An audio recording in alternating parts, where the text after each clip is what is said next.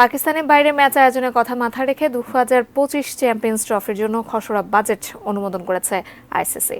সম্প্রতি কলম্বোয় অনুষ্ঠিত ICC board মিটিংয়ে এই অনুমোদন দেওয়া হয়েছে বলে জানিয়েছে ক্রিকেট ভিত্তিক ওয়েবসাইট ক্রিকবাস।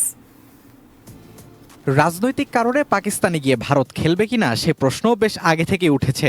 ভারতও বলে আসছে পাকিস্তানে গিয়ে খেলবে না তারা, তাই পাকিস্তানের বাইরে ভারতের ম্যাচগুলো আয়োজন করা হতে পারে এমনটা ধরে নিয়েই টুর্নামেন্টের জন্য খসড়া বাজেট অনুমোদন করেছে আইসিসি। ক্রিকবাস জানিয়েছে প্রায় $6.50 লাখ বাজেট অনুমোদন দেওয়া হয়েছে। এর মধ্যে টুর্নামেন্টের জন্য বরাদ্দ রাখা হয়েছে $3.50 লাখ, $2 কোটি প্রাইজ মানি আর $1 কোটি বরাদ্দ দেওয়া হয়েছে ব্রডকাস্টিং এর জন্য। আইসিসির প্রধান নির্বাহীদের কমিটি সিইসি জানিয়েছে বাজেটের সঙ্গে সঙ্গতি প্রকাশ করে সমঝোতায় স্বাক্ষর করেছে Pakistan cricket board.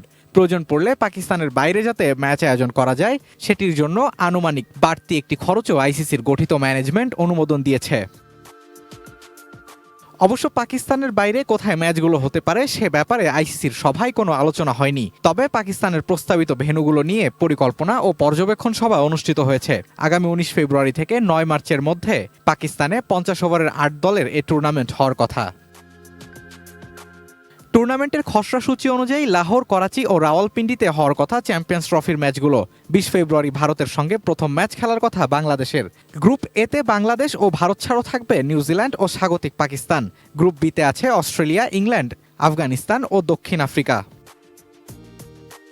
Sheikh Tanvir Hasan Arif, sports desk, ATN news.